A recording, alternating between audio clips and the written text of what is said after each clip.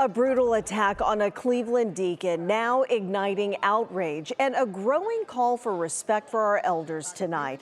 The beloved man of faith still recovering in a care facility as his community demands justice. Hunter Bertram was at the Greater Abyssinia Baptist Church where this violence had unfolded and where people held a rally earlier tonight. Hunter, good evening. Good evening, Lena. A month ago today, Deacon Ron Kisner, a pillar of the church for decades, was brutally attacked just inside the church. Tonight, the congregation is turning pain into a plea, calling for a truce with our youth.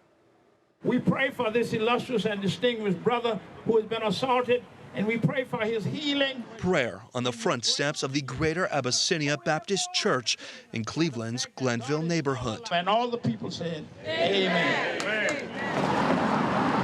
But just around the side at its other entrance, a stark reminder of violence and heartbreak. I just could not believe what had happened. What happened? The church and police say a 33-year-old man was harassing a woman in the congregation. When Deacon Ron stepped in, he became the target. The attacker burst through these doors, sending the deacon down these stairs, then beating him. The church says nearly to death. A lot of it is hopelessness. A lot of it is not thinking anyone cares.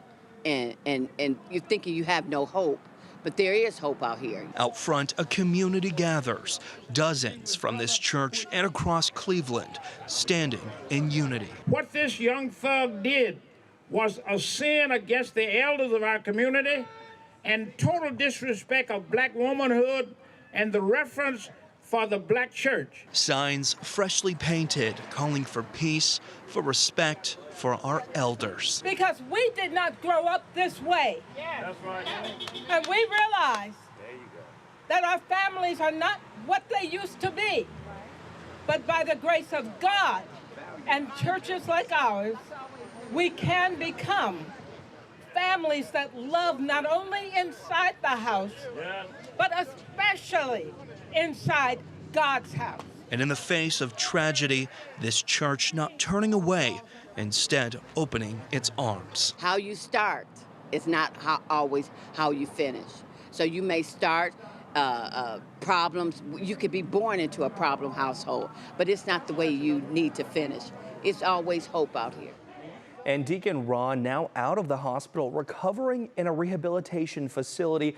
The church says it's been a slow recovery, but they thank God his life was spared. The alleged assailant, Anthony Primm, remains in custody. He's facing multiple charges, including attempted murder. Lena. All right, Hunter Bertram in the studio tonight. Thank you.